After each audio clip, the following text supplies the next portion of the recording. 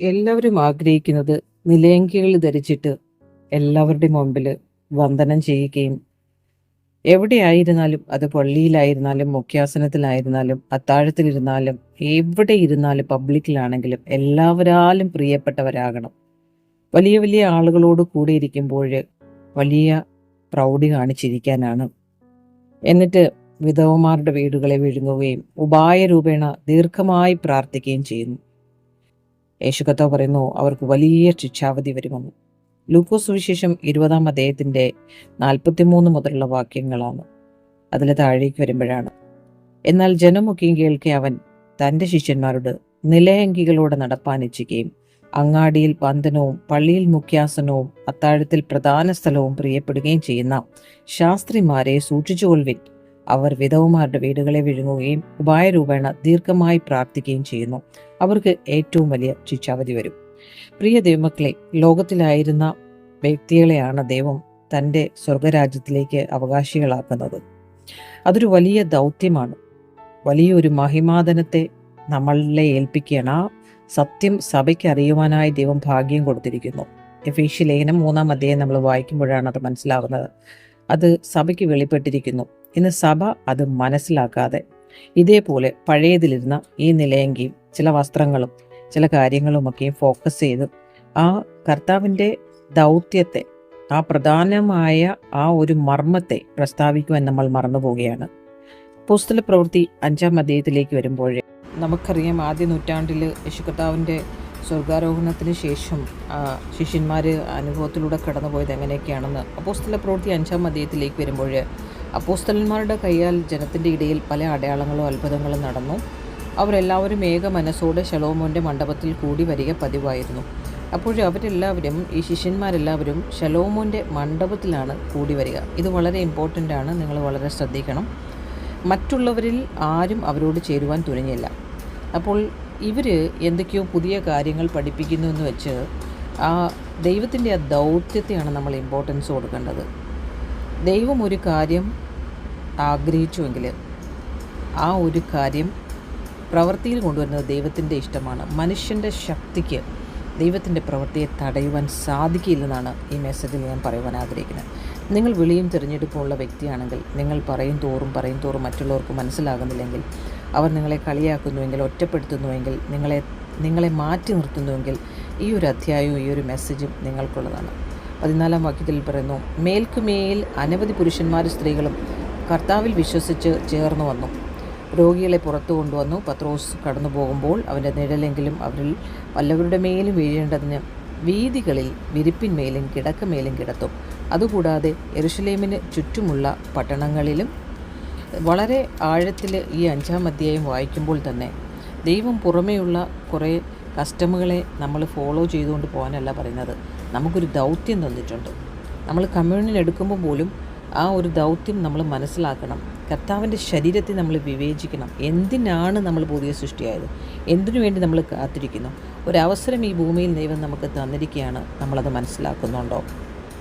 അതിൻ്റെ താഴേക്ക് നമ്മൾ വരുമ്പോൾ ഈ അധ്യായത്തിൽ പിന്നെ പുരോഹിതന്മാരും സദൃക്യരും മതക്കാരായ അവൻ്റെ പക്ഷക്കാരൊക്കെയും അസൂയ നിറഞ്ഞ് എഴുന്നേറ്റ് അപ്പോസ്തലന്മാരെ പിടിച്ച് പൊതുതടവിലാക്കി.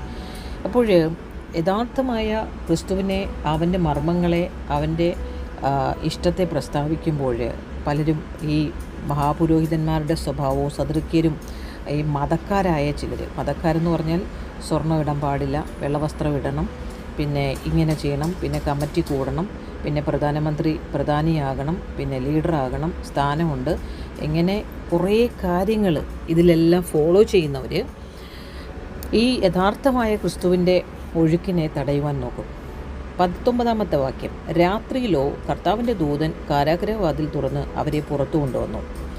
പക്ഷേ അവരെ ഈ ലോകത്തിന് അടയ്ക്കാൻ പറ്റില്ല. ലോകം അവരെ അടച്ചു. പക്ഷേ ഞാൻ ഈ പറയുന്ന മെസ്സേജ് നിങ്ങളൊരു ചോസൻ ആണെങ്കിൽ നിങ്ങൾക്ക് വേണ്ടിയിട്ടുള്ളതാണ്. നിങ്ങൾ ദേവാലയത്തിൽ ചെന്ന് ഈ ജീവൻ്റെ വചനം എല്ലാ ജനത്തോടും പ്രസ്താവിപ്പിൻ എന്ന് പറഞ്ഞു. അപ്പോൾ ഇവർ ജീവൻ്റെ വചനമാണ് പ്രസ്താവിക്കുന്നത്. അന്നുവരെയും അവരെവിടെയാണത് പ്രസ്താവിച്ചത്? അവർ ശലോമോൻ്റെ മണ്ഡപത്തിൽ കൂടി വരിക പതിവായിരുന്നു. അവിടെയാണ് ഇവർ ചർച്ച ചെയ്തുകൊണ്ടിരുന്നത് ഈ ജീവനുള്ള വചനം. പക്ഷേ ഇന്ന് അവരെ കാരാഗൃഹത്തിൽ നിന്ന് പുറത്തിറക്കിയിട്ട് നിന്നോടും എന്നോടും പറയുകയാണ്, നിന്നെ കാരാഗൃഹത്തിൽ നിന്നും പുറത്തു കൊണ്ടുവന്ന് നീ എന്താണ് കർത്താവേ ലോകത്തോട് പറയേണ്ടത്, ഞാൻ എന്ത് ശുശ്രൂഷയാണ് ചെയ്യേണ്ടതെന്ന് ചോദിക്കുന്ന ചോദ്യത്തിന് ഉത്തരം ഇതാണ്. 19 വാക്യം, നിങ്ങൾ ദേവാലയത്തിൽ ചെന്ന് ഈ ജീവൻ്റെ വചനം എല്ലാ ജനത്തോടും പ്രസ്താവിപ്പിനെന്ന് പറഞ്ഞു. എന്ന് പറഞ്ഞാൽ ഇപ്പോൾ ദേവാലയത്തിൻ്റെ അകത്ത് ചെല്ലുമ്പോൾ ഇപ്പോൾ അനേകർ യേശു കർത്താവിനെ പ്രാർത്ഥിക്കുന്നുണ്ട്, പ്രസംഗിക്കുന്നുണ്ട്, മെസ്സേജ് പറയുന്നുണ്ട്. നമ്മളും വേണമെങ്കിൽ ചിലപ്പോൾ പ്രെയർ റിക്വസ്റ്റ് അവരോട് പറയുന്നുണ്ടായിരിക്കാം. അവരൊക്കെയും പുതുതായി ജനിച്ചിട്ടില്ല. അവരോട് കർത്താവ് യേശു ക്രിസ്തു വെച്ചിരിക്കുന്ന ഒരേ ഒരു ദൗത്യം, വിശ്വസിക്കുകയും സ്നാനമേൽക്കുകയും ചെയ്യുന്നവർ ശിക്ഷാവിധിയിൽ അകപ്പെടുകയില്ലെന്നാണ്. അപ്പോൾ ആ വിശ്വസിച്ച് സ്നാനമേൽക്കുവാനും യോഹന്നാൻ 4 പറയുന്നുണ്ട്, ദൈവം ആത്മാവാകുന്നു. അപ്പോൾ ആത്മാവാകുന്ന ദൈവത്തെ ആത്മാവിലും സത്യത്തിലും ആരാധിക്കുവാൻ ജനത്തെ പ്രബോധിപ്പിക്കുകയും ആ സത്യം എന്ന മർമ്മത്തെ അവരിലേക്ക് കൊടുക്കുകയും ചെയ്താണ് നമ്മുടെ ദൗത്യം. പക്ഷെ നമ്മളൊക്കെ പുറമേ ഉള്ളതിനാണ് ഇമ്പോർട്ടൻ്റ് കൊടുത്തുകൊണ്ടിരിക്കുന്നത്. അവർ കേട്ടു, പുലർച്ചയ്ക്ക് ദേവാലയത്തിൽ ചെന്ന് ഉപദേശിച്ചു കൊണ്ടിരുന്നു. അവർ പറഞ്ഞതുപോലെ തന്നെ അവർ ചെയ്യുവാൻ തുടങ്ങി. നമ്മളിപ്പോഴും പുറമേ ഉള്ളത് നോക്കിക്കൊണ്ട് കടമ്പിടുത്തം പിടിച്ചുകൊണ്ടിരിക്കുക. നമ്മൾ കസ്റ്റംസിനെയാണ് ഇമ്പോർട്ടൻസ് കൊടുക്കുന്നത്. അതല്ല, കസ്റ്റംസിനെ ബ്രേക്ക് ചെയ്യാനാണ് കർത്താവ് പറയുന്നത്. യേശു കർത്താവ് വന്നത് തന്നെ കസ്റ്റംസിനെ ബ്രേക്ക് ചെയ്യാനാണ്. അപ്പോൾ മഹാപുരോഹിതനും കൂടെയുള്ളവരും വന്ന് ന്യായാധിപ സംഘത്തെയും ഇസ്രായേൽ മക്കളെയും മൂപ്പന്മാരെയും എല്ലാം വിളിച്ചുകൂട്ടി അവരെ കൊണ്ടുവരുവാൻ തടവിലേക്ക് ആളയച്ചു. അവർക്ക് സമാധാനമില്ല. ചേവകർ ചെന്നപ്പോൾ അവരെ കാരാഗൃഹത്തിൽ കാണാതെ മടങ്ങി വന്നു. അപ്പോൾ അവരെ തടവിലേക്ക് ആളയച്ചു. ഇങ്ങോട്ട് കൊണ്ടുപോയി, ഇവന്മാരെ എന്തോ ഈ കാണിക്കുന്നത്, ഇവന്മാരെ ഇങ്ങനെ വിറ്റാൽ കൊള്ളത്തില്ല, അവന്മാരെ വിളിച്ചുകൊണ്ടുവരാൻ പറഞ്ഞു. അവരെ കാരാഗൃഹത്തിൽ കാണാതെ ചേവകൻ മടങ്ങി വന്നപ്പോഴേ കാരാഗൃഹം നല്ല സൂക്ഷ്മത്തോടെ പൂട്ടിയിരിക്കുന്നതും കാവൽക്കർ വാതിൽക്കൽ നിൽക്കുന്നതും ഞങ്ങൾ കണ്ടു. അപ്പോൾ കാവൽ അവിടെ അടച്ചിരിക്കുകയാണ്. പക്ഷേ തടവറ അടച്ചിട്ടിട്ടും ദൈവത്തിൻ്റെ ശക്തിയെ മാനുഷിക ക്ലോസിങ്ങിനൊന്നും പിടിച്ചു നിർത്താൻ പറ്റിയില്ല. ഇത് നിങ്ങളോടുള്ള ദൂതാണ് ഞാൻ പറയുന്നത്. നിങ്ങൾ വർഷമായി കാരാഗൃഹത്തിൻ്റെ അവസ്ഥയിൽ ക്രിസ്തുവിനെ സ്നേഹിച്ചതുകൊണ്ട് കിടക്കുമായിരിക്കാം. എന്നാൽ ഈ 38 വർഷക്കാലമായ പക്ഷവാത രോഗിയെപ്പോലെ റാബാലബാശാന്തരെ നിങ്ങളെ ആരും മാനിക്കുന്നില്ലായിരിക്കാം. ഇനി ദൈവത്താൽ മാനിക്കപ്പെടുന്നൊരു സമയമാണ്. ഇനി ദൈവത്താൽ മാനിക്കുമ്പോൾ ഇത്രയും നാളായിട്ട് നിന്നെ റിജക്റ്റ് ചെയ്തവരെല്ലാവരുടെയും കാണുക തന്നെ ദൈവം അത്ഭുതങ്ങളും അടയാളങ്ങളും ദൈവത്തിൻ്റെ വചനത്തെ ഉറപ്പിക്കുവാൻ ഫിലിപ്പോസിനെ ആ തക്ക സമയത്ത് സഭയ്ക്ക് വേണ്ടി എഴുന്നേൽപ്പിച്ചതുപോലെ സ്കാറ്റേഡ് സഭയിൽ എഴുന്നേൽപ്പിച്ചു. നിന്നെ എഴുന്നേൽപ്പിക്കാൻ സമയമായി. Receive it in the name of Jesus Christ. 23 വാക്യത്തിൽ പറഞ്ഞു, തുറന്നപ്പോഴോ അകത്ത് ആരെയും കണ്ടില്ല എന്നറിയിച്ചു. ഈ വാക്ക് കേട്ടിട്ട് ദേവാലയത്തിലെ പടനായകനും മഹാപുരോഹിതൻ ഇന്ന് ഇത് എന്തായിത്തീരുമെന്ന് അവരെക്കുറിച്ച് ചഞ്ചലിച്ചു എന്നാണ്. യേശു കർത്താവിൻ്റെ ഉയർത്തെഴുന്നേൽപ്പിലും ഇങ്ങനെ തന്നെയാണ്. അവർ പോയി നോക്കുമ്പോൾ സീല് വെച്ചു. പക്ഷേ അതിനൊന്നും യേശു കർത്താവിൻ്റെ ഉയർപ്പിന്, ദൈവത്തിൻ്റെ പദ്ധതിയെ മനുഷ്യകരങ്ങൾക്ക് സ്റ്റോപ്പ് ചെയ്യാൻ പറ്റത്തില്ല. നിങ്ങളുടെ കമ്മിറ്റിക്കോ നിങ്ങളുടെ ഈ ഡ്രസ് കോഡിനോ നിങ്ങളുടെ ഈ സ്വർണ്ണ കോഡിനോ നിങ്ങളുടെ എന്തെങ്കിലും കൾച്ചറിനോ, ദിസ് സ്പിരിറ്റ് വേൾഡാണ്. സ്പിരിറ്റ് വേൾഡിൽ ഈ നിലയങ്കികളോ ഈ ഇങ്ങനെ ജലപ്പനം ചെയ്തുകൊണ്ട് പ്രാർത്ഥനയോ, ഞങ്ങൾ പ്രാർത്ഥനാക്കാരാണ്, ഞങ്ങൾ വേർപെട്ട് നിൽക്കുന്ന കൂട്ടമാണ്. എന്ത് വേർപെട്ടിരിക്കുന്ന കൂട്ടം? നീ ക്രിസ്തുവിൻ്റെ ക്രൂശ് ചുമക്കുന്ന ഒരു വേർപാട് നിനക്കുണ്ടായിരിക്കണം. ഹല്ലേലൂയ. ആ സത്യത്തെ ഏത് സിറ്റുവേഷനിലും പ്രസ്താവിക്കുന്നവനും നിൻ്റെ ഉള്ളത്തിലൂടെ ജീവനദി പുറപ്പെടുന്നവനും ദൈവത്തിൻ്റെ ഇഷ്ടമറിയുന്നവനുമായിരിക്കണം. അല്ലാതെ നമ്പരും പറഞ്ഞുകൊണ്ട് നടക്കുന്നവരല്ല. ഞങ്ങൾക്ക് ഇത്രയും അറിയാം, ഞങ്ങൾക്ക് അത്രയും അറിയാമെന്ന്. അങ്ങനെ 25 വാക്യം, അപ്പോൾ ഒരുത്തൻ വന്ന് നിങ്ങൾ തടവിലാക്കിയ പുരുഷന്മാർ ദേവാലയത്തിൽ നിന്നുകൊണ്ട് ജനത്തെ ഉപദേശിക്കുന്നു എന്ന് പ്രബോധിപ്പിച്ചു. എത്ര ട്വിസ്റ്റിംഗ് വാക്യമാണത്! നിങ്ങൾ കാരാഗൃഹത്തിൽ പിടിച്ചിട്ടു, ആ പുരുഷന്മാർ അവന്മാർ ദേവാലയത്തിൽ നിന്നുകൊണ്ട് ജനത്തെ ഉപദേശിക്കുന്നു എന്ന് പ്രബോധിപ്പിച്ചു. ഇവരുടെ കണ്ണ് തള്ളിപ്പോത്തില്ലേ? എത്ര മാത്രം ആഴത്തിലാണ് അവർ ഈ കാരാഗൃഹം പൂട്ടിയിട്ടിരുന്നത്. കാവൽക്കാരെ നിർത്തിയിരുന്നു. ചേവകൻ വന്നിട്ട് പറയണം, നിങ്ങൾ ഇവിടെ ഇരുന്നോ ചിലവല പറഞ്ഞുകൊണ്ട്. അവന്മാർ പോയി, അവന്മാരോട് പറഞ്ഞു, അവനെ അയച്ചവൻ പറഞ്ഞു, തുറന്നു വിട്ടവനും പറഞ്ഞു, അവരാരുടെ നാമത്തിൽ പ്രസ്താവിക്കുന്നു, അവൻ്റെ കൂടെ ഉള്ളതുകൊണ്ട്. ഈ ഹാമാൻ്റെ ഭാര്യ പറഞ്ഞതുപോലെ അവൻ യഹൂദനാണെങ്കിൽ മൊർദെഖായി നീ ജയിക്കത്തില്ല അവനെ. ദൈവത്തിലെ നീ ആരെന്ന് നീ തിരിച്ചറിയുന്നതാണ് പിശാചിന് ഭയം. അവിടെയാണ് നമ്മുടെ ജയം. ഇതൊന്നും മനസ്സിലാക്കാൻ ഇപ്പം ഈ വോളിൻ്റെ അകത്തിരുന്ന് എന്താണ് ഈ കോട്ടയെന്ന് പറയുന്നത്, ഞാൻ ഈ ബിൽഡിങ്ങിൻ്റെ അകത്തിരുന്ന് പാസ്റ്റിനെ സന്തോഷിപ്പിച്ചുകൊണ്ടിരിക്കുന്നവർക്കൊന്നും ഇത് മനസ്സിലാകത്തില്ല. ഇത് നിങ്ങൾ ഇറങ്ങണം, ക്രിസ്തുവിനെ സ്നേഹിക്കണം, അപ്പോഴേ മനസ്സിലാകത്തുള്ളൂ. പടനായകൻ ലേവ്യരുമായി ചെന്ന് ജനം കല്ലെറിയുമെന്ന് ഭയപ്പെടുകയാൽ ബലാത്കാരം ചെയ്ത് അവരെ കൂട്ടിക്കൊണ്ടുവന്നു. അങ്ങനെ അവരെ കൊണ്ടുവന്ന് ന്യായാധിപ സംഘത്തിന് മുമ്പാകെ നിർത്തി. ഇനി അവരെ നിർത്തിയിരിക്കുന്ന അവസ്ഥയൊന്ന് ഓർത്തു നോക്കിക്കേ. ഇവരെന്ത് ചെയ്തിട്ടാണ് ഇവരെ നിർത്തിയിരിക്കുന്നത്?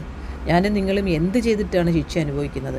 ക്രിസ്തുവിന് വേണ്ടി നിൽക്കുന്നത് കൊണ്ട് എന്തുമാത്രം ശിക്ഷ ഈ ശിഷ്യന്മാരനുഭവിച്ചു നമ്മൾ നോക്കാം. മഹാപുരോഹിതൻ അവരോട് ഈ നാമത്തിൽ ഉപദേശിക്കരുതെന്ന് ഞങ്ങൾ നിങ്ങളോട് അമർച്ചയായി കൽപ്പിക്കുന്നുവല്ലോ. നിങ്ങളും യെരൂശലേമിനെ നിങ്ങളുടെ ഉപദേശം കൊണ്ട് നിറച്ചിരിക്കുന്നു. ആ മനുഷ്യൻ്റെ രക്തം ഞങ്ങളുടെ മേൽ വരുത്തുവാൻ ഇച്ഛിക്കുന്നു എന്ന് പറഞ്ഞു. അപ്പോൾ ഇവർക്ക് ഭയമാണ്. അപ്പോൾ ഇവരിതങ്ങ് മറക്കാൻ ആഗ്രഹിക്കുകയാണ്. പിന്നെ നിങ്ങൾ വന്ന് ഇത് തന്നെ പറഞ്ഞുകൊണ്ടിരിക്കുന്നു. അതുകൊണ്ട് ഈ ഉപദേശം ഇനി യെരൂശലേമിൽ സംസാരിക്കാൻ പാടില്ലെന്ന് അമർച്ചയായി അവരെ ശാസിക്കുകയാണ്. ഇവരെ കാരാഗൃഹത്തിൽ പിടിച്ചിട്ട് രക്ഷയില്ല, ഇവരെ ഇനി ശാസിക്കുകയാണ്.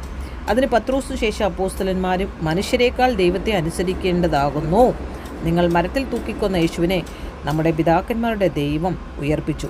അത്രയും പ്രാഗൽഭ്യം പത്രോസിന് പറയാനുണ്ടായത്. പത്രോസ് 3 പ്രാവശ്യം തള്ളിപ്പറഞ്ഞവനാണ്. പത്രോസ് എല്ലാത്തിലും ഞാൻ നിൻ്റെ കൂടെയുണ്ടെന്നും മറ്റ് ശിഷ്യന്മാരും അതുപോലെ പറഞ്ഞെന്നാണ് പത്രോസിനെ പോലെ ഞങ്ങളും നിൻ്റെ കൂടെയുണ്ടെന്നും. പക്ഷേ ഈ പത്രോസിൻ്റെ അകത്ത് വീര്യം വന്നത് ആത്മാവിനാൽ നിറഞ്ഞപ്പോഴാണ്. ആ പത്രോസിന് യേശു കർത്താവിനെ വ്യക്തമായി അനുഭവിക്കുകയും അവനെ കാണുകയും മനസ്സിലാക്കുകയും ആഴത്തിൽ അവൻ്റെ ഹൃദയത്തിലും പതിഞ്ഞു. നേരത്തെ പുറമേയായിരുന്നു, ഇപ്പോൾ അവൻ്റെ അകത്തേക്ക് വന്നു. അവനെ ആർക്കും പിടിച്ചു നിർത്താൻ പറ്റത്തില്ല. നിങ്ങൾ അങ്ങനെ ആഴത്തിൽ ദൈവത്തിൻ്റെ സ്നേഹത്തിൽ നിറഞ്ഞെങ്കിൽ, നിങ്ങൾ ദർശനമുള്ളവരാണെങ്കിൽ നിങ്ങൾക്ക് ഒരു മാനുഷിക ശക്തിക്കും നിങ്ങളുടെ ദർശനത്തെ പിടിച്ചാൽ കുറേ സമയം ദൈവം കാരാഗൃഹത്തിൻ്റെ അവസ്ഥയിൽ ഇടും. പക്ഷേ കറക്റ്റ് സമയമാകുമ്പോൾ ദൈവം 38 വർഷമായി യേശു കർത്താവ് തന്നെ ആ രോഗിയുടെ അടുത്ത് വന്നതുപോലെ ദൈവത്തിൻ്റെ ഒരു വലിയ പ്രവൃത്തിയുണ്ട്. മിണ്ടാതിരിക്കുക.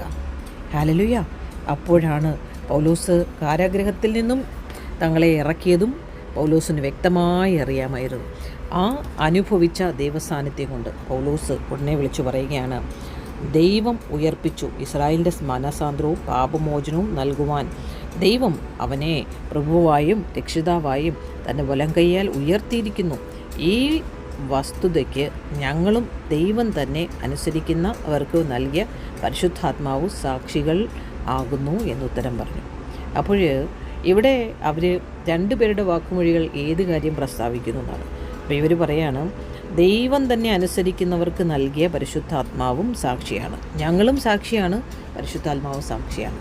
പരിശുദ്ധാത്മാവ് ഒരിക്കലും കള്ളം പറയത്തില്ല, ദൈവത്തിൻ്റെ ആത്മാവാണ്. പക്ഷേ ഇത് യഹൂദന്മാർ സമ്മതിച്ചിട്ടില്ല. നിങ്ങൾക്കറിയാം, ഈ സഭ എടുക്കപ്പെട്ട് കഴിയുമ്പോൾ പരിശുദ്ധാത്മാവ് ഈ ഭൂമിയിൽ നിന്നും മാറ്റപ്പെടും. സഭ മാറ്റപ്പെടുമ്പോൾ ഫിനിഷ്. പക്ഷേ ഇസ്രായേൽ മക്കൾക്ക് അവർക്ക് ദൈവത്തിൻ്റെ ആത്മാവിനെ പകരുമെന്നുണ്ട് അന്ത്യകാലത്തിൽ. ആ സമയത്ത് അതിനെക്കുറിച്ച് നമ്മൾ ഡീറ്റെയിൽ ആയിട്ട് പോകുന്നില്ല ഇപ്പോൾ. പക്ഷേ അവർക്കും ദൈവം ആത്മാവിനെ കൊടുക്കും. ഹല്ലേലൂയ. പക്ഷേ ഇപ്പോൾ പകർന്നിരിക്കുന്നത് എല്ലാവർക്കുമാണ്. അന്ന് ദൈവത്തിൻ്റെ ഒരു പ്രവൃത്തിയുണ്ട് അന്ത്യകാലത്തിൽ. ഓക്കെ. സോ ഇവിടെ ഞാൻ പറയാൻ ആഗ്രഹിക്കുന്നത് ഈ 6-ാം വാക്യത്തിൻ്റെ 33 മുതലുള്ള വാക്യങ്ങൾ. ഇത് കേട്ടപ്പോൾ അവർ കോപപരവശരായി അവരെ ഒടുക്കിക്കളയാൻ ഭാവിച്ചു. നമ്മളുടെ ജീവിതത്തിൽ ഇത് തന്നെയല്ലേ? നമ്മൾ സത്യം പറയും തോറും, നമ്മളെ കെട്ടിയിടും തോറും, കരകരത്തിയിടും തോറും, പിന്നെയും നമ്മൾ സത്യം വിളിച്ചു പറയുമ്പോൾ അവർ നമ്മളെ ഒടുക്കിക്കളയാൻ ഭാവിക്കും. അപ്പോൾ സർവ്വജനത്തിനും ബഹുമാനമുള്ള ധർമ്മോപദേഷ്ടാവായ ഗമാലിയേൽ എന്നൊരു പരീശൻ ന്യായാധിപ സംഘത്തിൽ എഴുന്നേറ്റ് അവരെ കുറേ നേരം പുറത്താക്കുവാൻ കൽപ്പിച്ചു. പിന്നെ അവൻ അവരോട്, ഇസ്രായേൽ പുരുഷന്മാരെ, ഈ മനുഷ്യരുടെ കാര്യത്തിൽ നിങ്ങൾ എന്ത് ചെയ്യുവാൻ പോകുന്നു എന്ന് സൂക്ഷിച്ചു കൊള്ളുവിൻ. അവൻ ഇച്ചിരി ബുദ്ധി വന്നു. ഓക്കെ, നിങ്ങൾ നോക്കിയോ, ഗമാലിയൻ എന്ന് പറഞ്ഞാൽ പൗലോസും ഗമാലിയൻ പഠിച്ചവനാണ്. അപ്പോൾ പരീശൻ ന്യായാധിപ സംഘത്തിൽ എഴുന്നേറ്റിട്ട് പറയുകയാണ്, അവന് ബുദ്ധി വന്നിട്ട്, നിങ്ങൾ എന്ത് ചെയ്യാനായി പോകുന്നത്? ഈ ഹാമാൻ്റെ ഭാര്യ പറഞ്ഞതുപോലെ തന്നെ. എന്നവൻ എഴുന്നേറ്റ് താൻ മഹാൻ എന്ന് തടിച്ചു. ഈ നാളുകൾക്ക് മുമ്പേ ത്യൂദാസ് എന്നവൻ എഴുന്നേറ്റ് താൻ മഹാൻ എന്ന് നടിച്ചു. ഏകദേശം 400 പുരുഷന്മാർ അവനോടുകൂടെ ചേർന്നുകൂടി. എങ്കിലും അവൻ നശിക്കുകയും അവനെ അനുസരിക്കാൻ എല്ലാവരും ചിന്നി ഒന്നുമില്ലാതാകുകയും ചെയ്തു. അവൻ്റെ ശേഷം ഗലീലക്കാരനായ യൂദ ചാർത്താലിൻ്റെ കാലത്ത് എഴുന്നേറ്റ് ജനത്തെ തൻ്റെ പക്ഷം ചേരുവാൻ ശുദ്ധീകരിച്ചു. അവനും നശിച്ചു.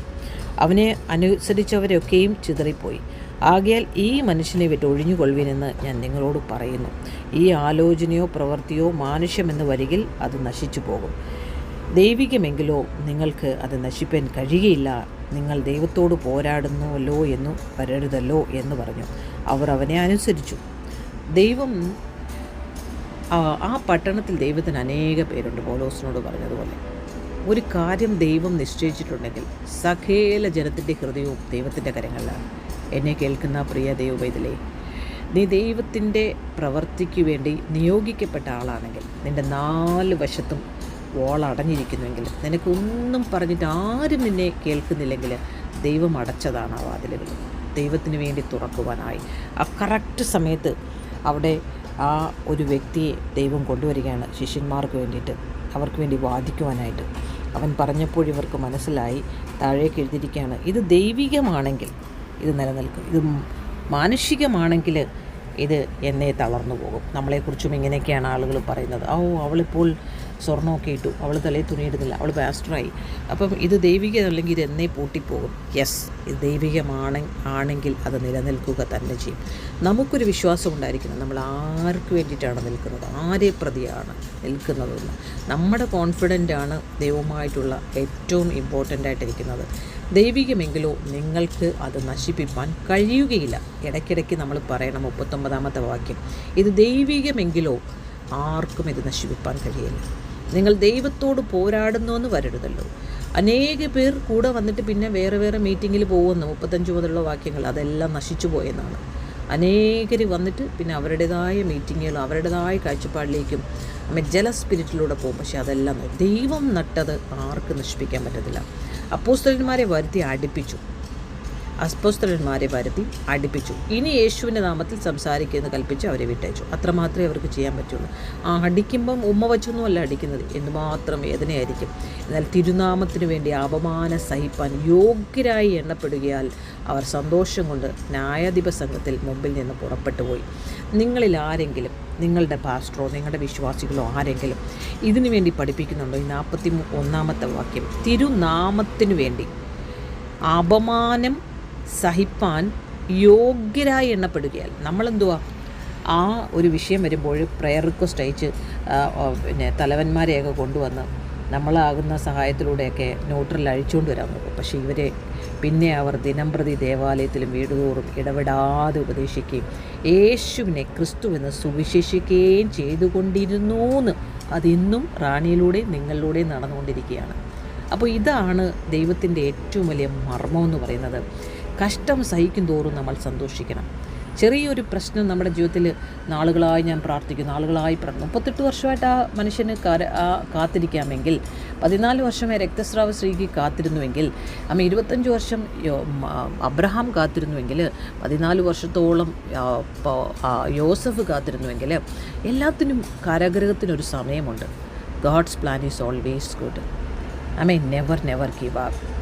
ഹിസ് പ്ലാൻ ഒരിക്കലും നശിച്ചു പോകത്തില്ല. നമ്മൾ എന്തിനു വേണ്ടി? ഇത് നമ്മൾ അനുഭവസ്ഥരാകണം. എന്തും അപമാനം സഹിക്കാൻ നമ്മൾ യോഗ്യരാകണം. അതിനുവേണ്ടി നമ്മളെ ഒരുക്കുകയാണ് ഈ കാരാഗ്രഹത്തിലിട്ടിട്ട്. അതിനകത്ത് നമ്മൾ എണ്ണപ്പെടുകയാണ്. യേശു കർത്താവ് പൗലോസ് അപ്പോസ്തലൻ പറയുന്നുണ്ട്, ക്രിസ്തുവിൽ നിന്നും അനുഗ്രഹങ്ങൾ മാത്രമല്ല, നമ്മൾ അവൻ്റെ കഷ്ടം അനുഭവിക്കാൻ കൂടെ നമ്മളെ വിളിച്ചിരിക്കുന്നു. അനേക കഷ്ടങ്ങളിലൂടെ കടന്ന് നാം സ്വർഗരാജ്യത്തിലേക്ക് കടക്കേണ്ടതാകുന്നു. അപ്പോൾ ഇവിടെയാണ് ഈ പരീശന്മാരുടെ പുളിച്ച മാവിനെ നമ്മൾ നോക്കേണ്ടത്. അനേകർ വന്നിട്ട് അവർ നിലയങ്കികൾ ധരിപ്പിക്കാൻ പറയും. ഒത്തിരി പ്രാർത്ഥിക്കുന്നവരായിരിക്കും, പ്രവചിക്കുന്നവരായിരിക്കും, വളരെ അത്ഭുതങ്ങളും അടയാളങ്ങളും ഒക്കെ ചെയ്യുന്നവരായിരിക്കും. പക്ഷേ അതിലൊന്നുമല്ല ദൈവം പ്രസാദിക്കുന്നത്. ദൈവത്തിൻ്റെ പ്രസാദം എപ്പോഴും നിങ്ങൾ ഓരോ കൺസെപ്റ്റിൽ വാക്യം വായിക്കുമ്പോഴും എന്തിനാണ് പുതിയ നിയമം കർത്താവ് ഈ ഭൂമിയിൽ കൊണ്ടുവന്നത്? അവൻ മനുഷ്യൻ്റെ ജീവനായിരുന്നു. മനുഷ്യൻ കാരാഗ്രഹത്തിൽ കിടക്കുന്ന മനുഷ്യനെ പുറത്തു കൊണ്ടുവന്നു കഴിയുമ്പോൾ അവൻ്റെ ജീവനെക്കുറിച്ച് പ്രസ്താവിക്കാനാണ് ദൈവം നമുക്ക് ഈ ഒരു വാഗ്ദത്തത്തെ തന്നത്. എഫേസ്യ ലേഖനം 3-ാം അധ്യായം നിങ്ങൾ വായിക്കണം. അവൻ തൻ്റെ മഹത്വത്തിൻ്റെ ധനത്തിനൊത്തവണ്ണം അവൻ്റെ ആത്മാവിനാൽ നിങ്ങളകത്തെ മനുഷ്യനെ സംബന്ധിച്ച് ശക്തിയോടെ ബലപ്പെടേണ്ടത് ക്രിസ്തു വിശ്വാസത്താൽ നിങ്ങളുടെ ഹൃദയങ്ങളിൽ വസിക്കേണ്ടതിനും വരെ നൽകണമെന്നും നിങ്ങൾ സ്നേഹത്തിൽ വേരൂന്നി അടിസ്ഥാനപ്പെട്ടത് വീതി നീളം ഉയരം ആഴം എന്തെന്ന് സകല വിശുദ്ധന്മാരോടും കൂടെ ഗ്രഹിക്കുകയും പരിജ്ഞാനത്തെ കവിയുന്ന ക്രിസ്തുവിൻ സ്നേഹത്തെ അറിയുവാനും പ്രാപ്തരാകണം. ദൈവത്തിൻ്റെ എല്ലാ നിറവോളം നിറഞ്ഞു വരികയും വേണമെന്നും പ്രാർത്ഥിക്കുന്നു. ഇതാണ് ദൈവം പുതിയ നിയമത്തിൽ ആഗ്രഹിക്കുന്നത്. അല്ലാതെ പുറമേ കുറച്ച് കാര്യങ്ങളൊക്കെ ചെയ്ത് ഞങ്ങൾ പെന്തക്കോസ്തുകാരാണെന്ന് പറഞ്ഞ് അഭിനയിക്കുകയോ കമ്മിറ്റി കൂടാനോ അല്ലെങ്കിൽ സ്ഥാനങ്ങൾ കൊണ്ടുവരാനോ ഞങ്ങൾ വലിയ പ്രാർത്ഥിക്കുന്നവരാണ്, ഞങ്ങൾക്ക് ഒത്തിരി കാര്യങ്ങൾ അറിയും, ഇതൊന്നുമല്ല പെന്തക്കോസ്. ഹല്ലേലൂയ. നമ്മളെ പല പേരിലും ആളുകൾ നമ്മളെ കളിയാക്കും, കുത്തും, വേദനിപ്പിക്കും. Never give up. നിന്നോട് പറഞ്ഞത് നീ മുന്നോട്ട് പോവുക. എഫേസ്യ ലേഖനം 4:15 പറയുന്നു, നിങ്ങൾ ശിശുക്കളായിരിക്കാതെ സ്നേഹത്തിൽ സത്യം സംസാരിച്ചുകൊണ്ട് ക്രിസ്തു എന്ന തലയോളം സകലത്തിലും വളരുകയായിരുന്നു. Never give up. God has a great plan about you. God bless you. തൊടുകയില്ല, നിന്റെ യാത്രയിൽ ഖേദം വരികയില്ല. നീ ആഗ്രഹിച്ച തുറമുഖമണയും കൊടുങ്കാറ്റിനെ അവൻ ശാന്തമാക്കും. കടലോളങ്ങൾ അവനതിരുവയ്ക്കും, പടകിൽ നിന്നോടൊപ്പം അധിവസിക്കും. കടൽ